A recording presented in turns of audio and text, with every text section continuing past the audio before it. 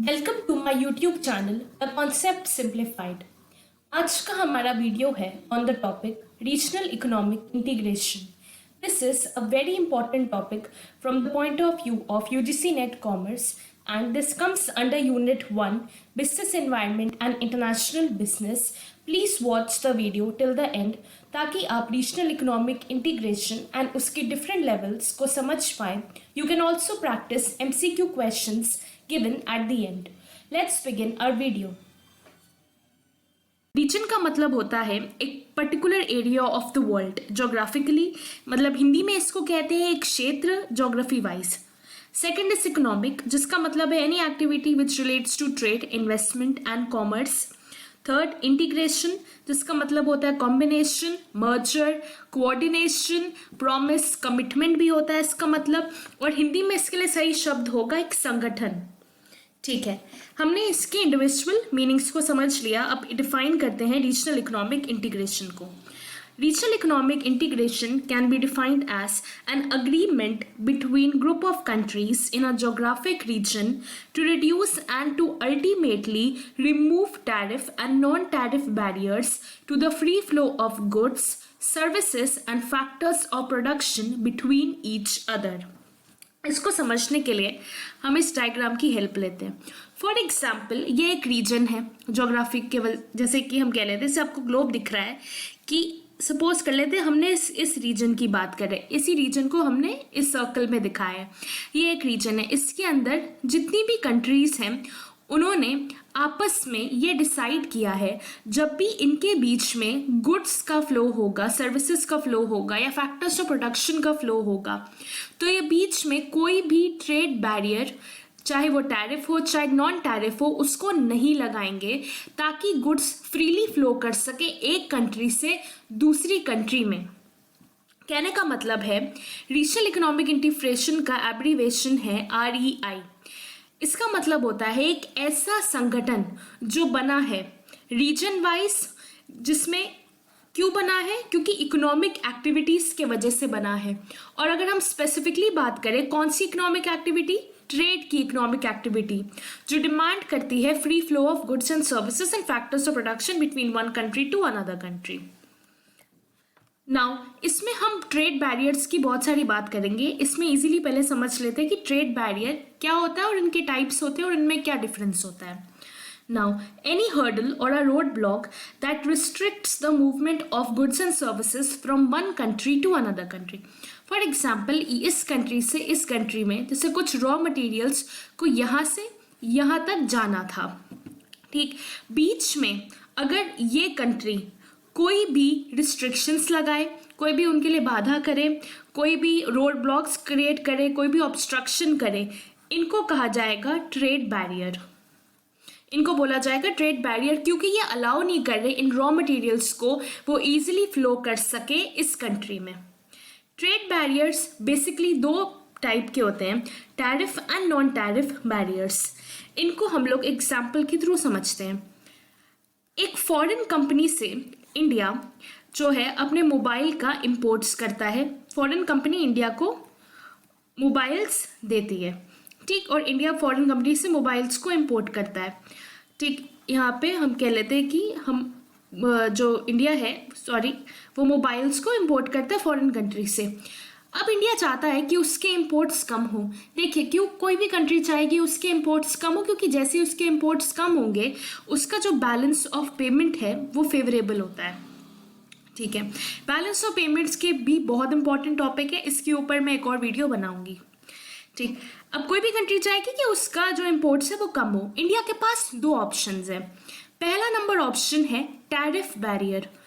Tariff barrier देखिए, ऐसा कोई भी बैरियर है जो मॉनेटरी और सेंस में, इन द सेंस की टैक्स इम्पोज करना या ड्यूटीज इम्पोज करना. हम मान लेते हैं इंडिया चाहती है इस मोबाइल के कम इम्पोर्ट्स हो, इसलिए वो क्या करेगी, वो कहेगी कि हर एक मोबाइल पे हम ₹1500 का टैक्स लगाएंगे, प्लस हम ₹1000 का लगाएंगे उस पर import duty.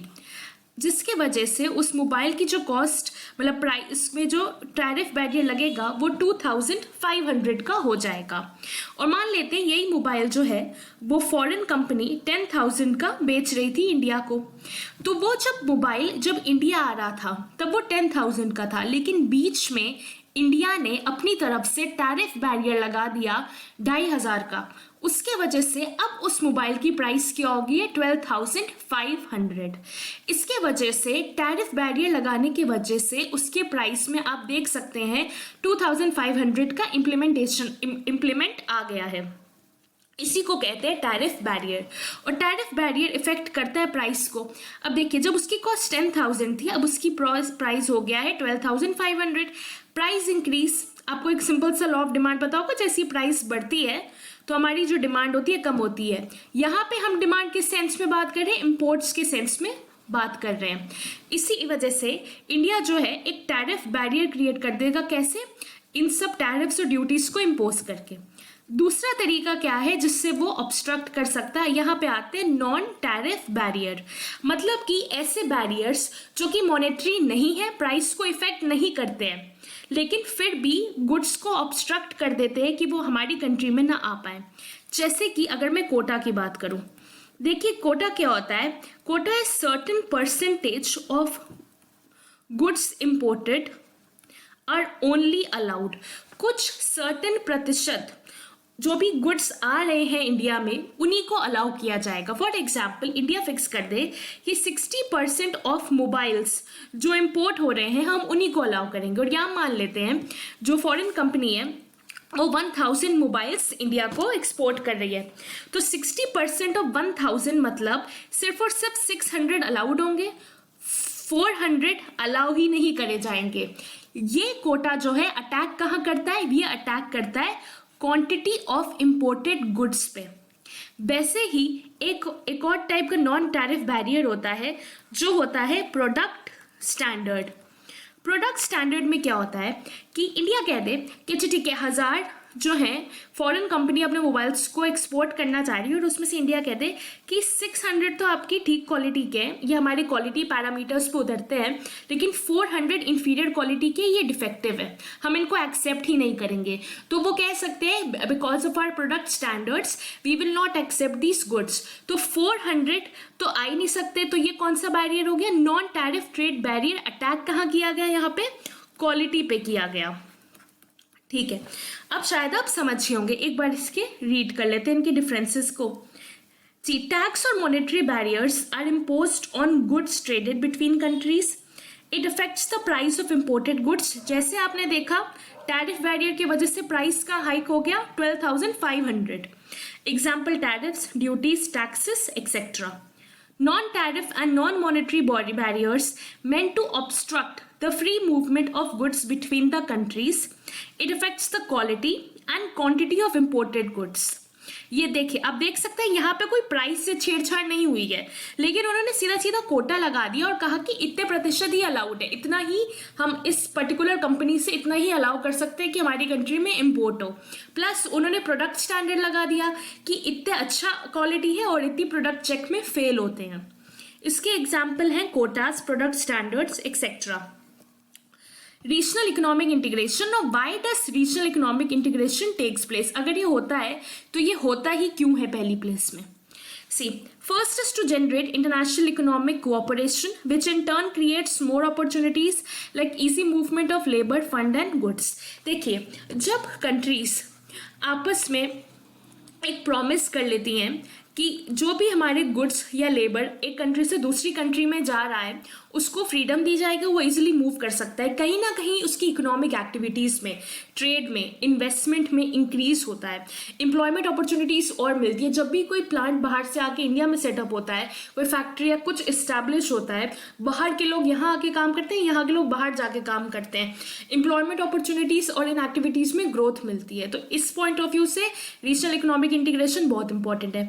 Second, removal of trade barriers and reduction in tariffs promotes trade and investments in member states. Obviously जब आप अपने रिस्ट्रिक्शंस कम कर दोगे तो आपकी जो ट्रेड एंड इन्वेस्टमेंट की अपॉर्चुनिटीज़ भी बेटर हो जाएंगी। एक यहाँ पे इंस्टेंस दिया हुआ है कि जो EU citizens can travel with in the European union using the national ID cards instead of passport. से बहुत बड़ी बात है। यूरोपियन यूनियन आपको पता होगा यूनियन है जिसके अंदर बहुत सारी मेंबर कंट्रीज़ हैं। उन कंट्रीज़ को इतनी तक फ्रीडम दी गई है कि अगर एक कंट्री से दूसरी कंट्री में जाना है यूरोपियन यूनियन के रीजन के अंदर, उनको अपनी नेशनल ID कार्ड, जैसे कि इंडिया में आधार कार्ड है, बस उतना ही दिखाना है, पासपोर्ट तक दिखाने की ज़रूरत नहीं है, वो ईजिली मूव कर सकते हैं। इससे सबसे बड़ा जो फायदा है that is greater is economic cooperation, more shall be political cooperation which results in peaceful conflict resolution. देखिए, रीजनल इकोनॉमिक इंटीग्रेशन REI बनता तो इकोनॉमिक एक्टिविटीज़ के लिए, इनकी फुलफिलमेंट के लिए, इकोनॉमिक रिलेशंस बनाने के लिए, लेकिन इसमें उनको पता है कि जब इकोनॉमिक रिलेशंस डेवलप होंगे तभी तो पॉलिटिकल रिलेशंस भी डेवलप होंगे, और पॉलिटिकल रिलेशंस अगर डेवलप हो जाते हैं दो कंट्रीज़ के बीच में, तो अगर कोई कल को प्रॉब्लम आती है, कुछ कन्फ्लिक्ट आता है ट्रेड को रिलेटेड, वो पीसफुली सॉर्ट आउट हो सकता है। Levels of regional economic integration, यहाँ पे मैंने लिखा है कि ये इंक्रीजिंग इंटीग्रेशन, मतलब कि यहाँ पे लीस्ट इंटीग्रेशन होगा, मतलब कि लीस्ट ये कंट्रीज कमिटमेंट या इनका सबसे कमज़ोर आप कह सकते हैं कि आपस में जो एक संगठन है सबसे कमज़ोर होगा, और इकोनॉमिक यूनियन में मैक्सिमम या मोस्ट इंटीग्रेशन होगा। और जैसे ये लेवल्स बढ़ती जाएंगी 1, 2, 3, 4, 5 से, वैसे ही और इंटीग्रेशन भी बढ़ता जाएगा। हम एक एक लेवल को डिटेल में डिस्कस करते हैं। Levels of regional economic integration, first is preferential trade agreement. This is the first level of economic integration where least commitment is required amongst the member states. अब आप क्या सोच रहे होंगे ये लीस्ट कमिटमेंट कैसे होगा? An agreement among a group of countries in a particular region to reduce the tariff barriers on selected goods while trading with one another. इस agreement में जो ग्रुप ऑफ कंट्रीज होती हैं वो आपस में कहती हैं कि हम लोग टैरिफ्स को रिड्यूस कर देंगे, लेकिन ऑन सेलेक्टेड गुड्स ओनली, सारे गुड्स पे नहीं, कुछ सेलेक्टेड गुड्स पे, और टैरिफ बैरियर्स को रिड्यूस करेंगे, ना कि रिमूव। मतलब दो चीज़ें यहाँ पे इंपॉर्टेंट है, एक तो टैरिफ बैरियर्स को रिड्यूस कर देंगे, वो भी सिलेक्टेड गुड्स में, इसीलिए इसको प्रेफरेंशियल बोला जाता है। प्रेफरेंशियल मतलब हम कुछ गुड्स को प्रेफरेंस देके उस पर लगा देंगे और रिड्यूस कर देंगे टैरिफ बैरियर्स को। ये था आपका level 1 of regional economic integration. Now comes level 2 which is free trade area. This is the level 2 of economic integration. Under this, there is complete removal of all the trade barriers on goods so as to facilitate free flow of goods amongst the member countries. देखिए इसको underline करिएगा, complete removal of all trade barriers on goods. पहली बात तो दो differences आपको दिख गए प्रेफरेंशियल ट्रेड अग्रीमेंट में, वहां पे रिडक्शन था ट्रेड बैरियर्स का, यहाँ पे कंप्लीट रिमूवल है ट्रेड बैरियर्स का। दूसरी चीज वहां पे सिलेक्टेड गुड्स थे, यहाँ पे ऑन गुड्स है, तो मतलब ऑन ऑल गुड्स है, so as to facilitate free flow of goods amongst the member countries. तीसरा और मोस्ट इंपॉर्टेंट पॉइंट जो आपको याद रखना है, but when a country deals with non members it can prepare its own unique trade policies. इसको समझते हैं। देखिए जैसे ये एक रीजन है, जैसे हम मान लेते हैं ये एक है नॉर्थ अमेरिकन रीजन, इसके अंदर जितनी भी कंट्रीज आपस में इंटीग्रेशन करेंगी उनको तो हम कहेंगे मेंबर कंट्रीज, और जो ये बाहर की जितनी कंट्रीज इस रीजन के अलावा रह जाती हैं उनको बोला जाता है नॉन मेंबर कंट्रीज। यहाँ पे मैं एक एग्जाम्पल नाफ्टा का लेती हूँ, ठीक है। नाफ्टा में आते हैं USA, Canada and Mexico, 3 countries आते हैं नाफ्टा के अंदर, USA, कनाडा एंड मेक्सिको। ये तीनों एग्जाम्पल है फ्री ट्रेड एरिया का। जब भी ये लोग आपस में ट्रेड करती हैं तो सारे बैरियर्स को रिमूव कर देती हैं और सारे गुड्स में, लेकिन जब ये बाहर किसी कंट्री फॉर एग्जाम्पल इंडिया से ट्रेड करती हैं तो अपनी खुद की यूनिक ट्रेड पॉलिसी प्रिपेयर करती हैं। कहने का मतलब है कि USA जब इंडिया से ट्रेड करेगा तो अपनी खुद की ट्रेड पॉलिसी रखेगा इंडिया के साथ, कनाडा जब इंडिया के साथ करेगा तो वो अपनी खुद की यूनिक ट्रेड पॉलिसी रखेगा, और जैसे वैसे ही मेक्सिको अगर इंडिया के साथ ट्रेड करेगा तो अपनी खुद की जो उसकी इंडिया के साथ रिलेशंस है उसके हिसाब से अपनी ट्रेड पॉलिसी रखेगा। तीनों को फ्रीडम दी गई है कि आप जब भी किसी और नॉन मेंबर से आप ट्रेड कर रहे हैं तो आप अपने हिसाब से, अपने रिलेशंस के हिसाब से बाहर की मतलब नॉन मेंबर कंट्री के साथ आप अपनी ट्रेड पॉलिसी रख सकते हो। लेकिन जब आप तीनों आपस में ट्रेड कर रहे हो तो आपको सारे ट्रेड बैरियर्स को रिमूव करना होगा सारे गुड्स को लेके। यहाँ पे आप एग्जाम्पल दे सकते हैं, मैंने नाफ्टा का दिया है, एंड नाफ्टा में कौन से आते हैं, यूएसए, कनाडा एंड मेक्सिको।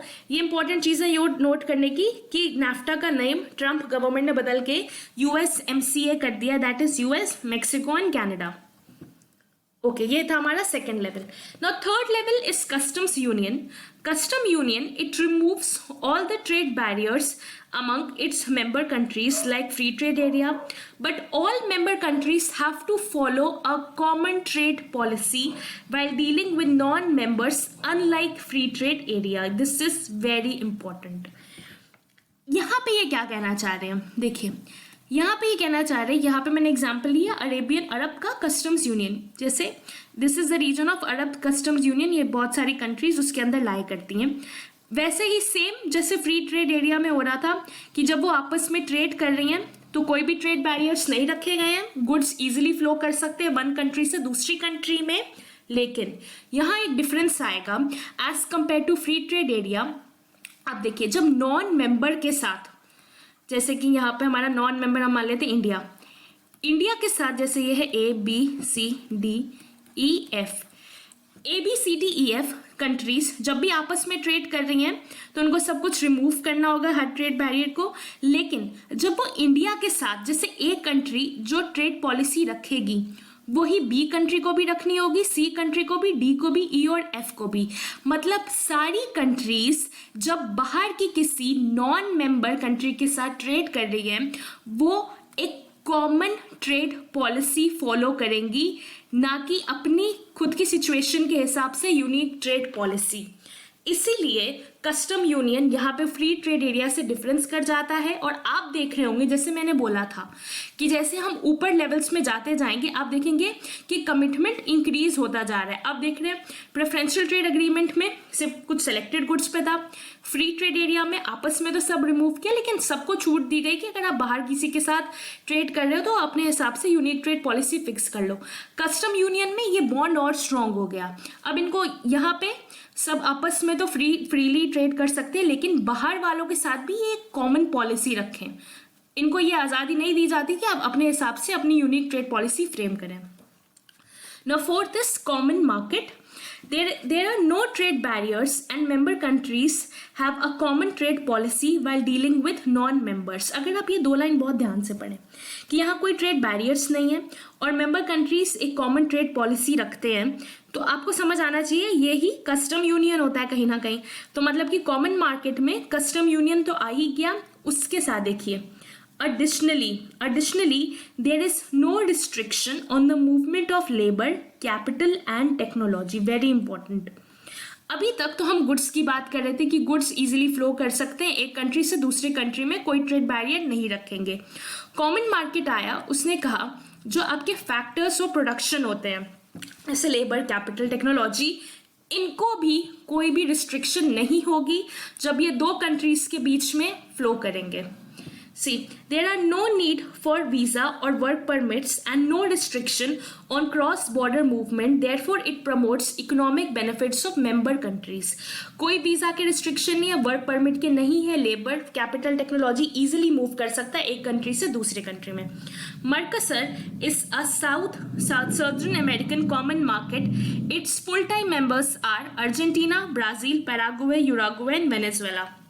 मर्कसर का यहाँ पे एग्जाम्पल लिया हुआ है, इसको साउथ अमेरिकन कॉमन मार्केट के नाम से भी जाना जाता है और इसके फुल टाइम मेंबर्स ये हैं। मैं जब पढ़ती थी तो मैंने इनके लिए एक शॉर्ट ट्रिक याद करी थी, प्यूबा प्लस वी। ये PUBA, P stands for Paraguay, U for Uruguay, B for Brazil, A for Argentina, plus V मतलब प्लस वेनेजुएला, क्योंकि वेनेजुएला को बीच में हटा दिया गया था फिर से, उसके बाद ये फिर मेंबर बना है। तो आप भी याद रख सकते कि प्यूबा प्लस वी मर्कसर की मेंबर कंट्रीज हैं। ठीक है, अब हम बात करते हैं अपने fifth level, and this is the most advance level of economic integration. यहाँ पे economic regional economic integration highest होता है, सबसे ज़्यादा। ठीक, in addition to the features of common market, मतलब कॉमन मार्केट के जितने भी फीचर्स थे, आप रिकॉल कर लीजिएगा कि कौन से फीचर्स थे, जैसे कि कोई ट्रेड बैरियर नहीं होगा मेंबर कंट्रीज के बीच में, फिर कॉमन ट्रेड पॉलिसी रखेंगे, फिर then there will be no restriction on movement of FOP. ये सब चीज़ें इसमें प्रेवलेंट हैं। इसके अलावा एक एडिशनल फीचर क्या है, economic union offers coordinated economic policy among the member countries plus a common currency is issued in trade। Economic union इतने एडवांस लेवल में आ जाता है कि मेंबर कंट्रीज को ये भी हो जाता है कि वो एक जैसी इकोनॉमिक पॉलिसी फॉलो करे। इकोनॉमिक पॉलिसीज के अंदर कौन सी आती है, monetary and fiscal policy, plus उनकी जो करेंसी है आपस में ट्रेड करते समय भी कॉमन हो। यहाँ एग्जाम्पल यूरोपियन यूनियन का लिया गया है क्योंकि इसमें 27 मेंबर्स हैं and euro is the official currency of at least 90 out of 27 European Union countries. ठीक, these countries are collectively known as eurozone. European Union में 27 मेंबर कंट्रीज है, उसमें से 19 तो उनकी यूरो ही करेंसी है, मतलब वो अपनी करेंसी भी शेयर करते हैं और इकोनॉमिक पॉलिसी भी कहीं ना कहीं एक ही कोऑर्डिनेटेड फ्रेम करी जाती है पूरी के पूरे रीजन के लिए। तो ये था आपका economic union. Now summary of the levels of economic integration, यहाँ पे एक समरी लिखी हुई है, जैसे कि बहुत क्विकली इसको रीड कर लेंगे ताकि हम आगे के एमसीक्यू क्वेश्चंस को सॉल्व कर सकें। Preferential trade agreement, removal of trade barriers on certain goods, कुछ गुड्स पे आप रिमूव कर दोगे ट्रेड बैरियर्स को। Preference trade agreement, removal of all trade barriers on all goods plus own unique trade policy, वहाँ पे आप ट्रेड बैरियर्स सारे के सारे रिमूव कर देते हो और सारे गुड्स पे और एक यूनिक ट्रेड पॉलिसी फिक्स करते हो। कब, नॉन मेंबर कंट्रीज के साथ। कस्टम यूनियंस में भी आप रिमूव कर सकते हो सारे के ट्रेड बैरियर्स सारे गुड्स पे, प्लस आप कॉमन ट्रेड पॉलिसी रखोगे जब आप नॉन मेंबर्स के साथ ट्रेड करोगे कॉमन मार्केट में, जो कि कस्टम यूनियन होता है, प्लस रिमूवल ऑफ रिस्ट्रिक्शन, सारे रिस्ट्रिक्शन जब भी मूवमेंट हो रहा है एफओपीज का, that is your labour capital technology का, उसको भी रिस्ट्रिक्शन को हटा दिया जाता है। Economic union the most advance level, यहाँ पे कॉमन मार्केट है, जितने भी फीचर्स कॉमन मार्केट के हैं, जो प्लस एक कॉमन इकोनॉमिक पॉलिसी भी फॉलो होती है, प्लस शेयर्ड कॉमन करेंसी भी होती है। प्लीज इसको पॉज करके फिर एक बार रिवाइज करके आगे जाके एमसीक्यूज अटेम्प्ट करिएगा। Okay, let's revise, understand and learn here itself in this slide. अब इस स्लाइड्स में हम एमसीक्यू क्वेश्चंस जो आपके नेट एग्जाम में पूछे गए हैं उनको प्रैक्टिस करेंगे। पॉज करके खुद आंसर देने की पहले कोशिश करिएगा। Number 1, arrange the order of regional economic integration from ascending to descending order. अभी आपने देखा सबसे पहले तो प्रेफरेंशियल ट्रेड अग्रीमेंट आता है, लेकिन वो यहाँ पे नहीं दिया है। उसके बाद आता है फॉरेन फ्री ट्रेड एरिया, उसके बाद आता है कस्टम यूनियंस, फिर आता है कॉमन मार्केट, फिर आता है इकोनॉमिक यूनियन। तो इस हिसाब से आपका है एफटीए फर्स्ट है, second is your custom union and third is your common market और फोर्थ ये है। अब आप ऑर्डर देख लीजिए, आपका ऑर्डर होना चाहिए यहाँ पे सबसे पहले देखिए आपका आएगा सेकंड, फिर आएगा कस्टम यूनियन, फिर आएगा आपका फोर्थ एंड देन 3। तो 2 1 4 3 2 1 4 3 is your option number D. सो आपका ऑप्शन नंबर डी करेक्ट है। इसके बाद मैच द फॉलोइंग है, जिसमें आपको लिस्ट 1 के आइटम्स को मैच करना है लिस्ट 2 से। पहले, it abolishes all restrictions on trade amongst the members।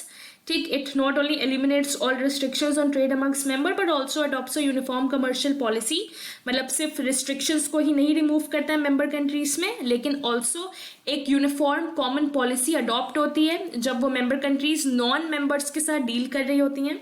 ये किस तरफ इशारा कर रहे हैं, सीधा सीधा कस्टम यूनियन है। जब एक कॉमन ट्रेड पॉलिसी फॉलो होती है वो आपका होता है custom union. It follows free movement of labour and capital, मतलब आपके रिस्ट्रिक्शन को भी जो आपके एफओपी पे होता है दैट इज फैक्टर प्रोडक्शन, उसको रिमूव कर दिया जाता है, that is common market.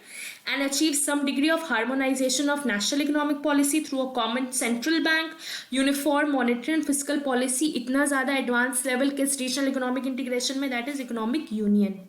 And remaining is this, because यहाँ पे सिर्फ restrictions on trade amongst member बोला गया है और कोई भी restriction में छूट नहीं दी गई है. यहीं से आप देखिए सॉल्व कर सकते हैं. As answer is 3. Check A, देखिए ए में आपको पहले ही 3 दिख गया. जब आपको दिख जाया करे कि आपका ये 3 नंबर कोड है, लेकिन 2-3 और चेक कर लिया करिए कि B4 आंसर है ना. हाँ, B4 हमारा आंसर मैच हो रहा है, तो option number 3 is the correct answer. Now question number 3, in which of the following types of regional economic integration are internal tariff eliminated with member countries levying a common external tariff on goods between imported from the non-members? कहने का मतलब है कि आपस में तो जितने भी internal tariffs हैं उनको eliminate कर देंगे और साथ ही साथ living a common external tariff मतलब बाकी जब नॉन मेंबर्स के साथ ट्रेड करेंगे तब एक कॉमन एक्सटर्नल टैरिफ रखेंगे. ये सीधा सीधा पॉइंट आउट करा कस्टम यूनियंस पे. So our option number A is the correct answer. Now question number 4, NAFTA came into force from January 1994 embracing the following. कौन सी मेंबर कंट्रीज हैं? USA, Canada and Mexico. So your answer is option number 2. यहाँ पे ये भी पूछ सकते थे, NAFTA में ख्याल से पूछा भी गया है कि NAFTA कौन सा स्टाइल है रीजनल इकोनॉमिक इंटीग्रेशन का. आप FTA बोलोगे क्योंकि उसके फुल फॉर्म में भी देखिए FTA आते हो. और हाँ, NAFTA का अभी फुल फॉर्म चेंज हो चुका है, ठीक, उसको प्लीज़ नोटिस में कर लीजिएगा. Okay, now these were the questions on this topic. Thank you so much guys for watching the video. Please subscribe करिएगा, like and share. And always remember to never give up. And one more thing, if you have any doubt or any query, you can comment down in the comment section. And thank you so much for watching.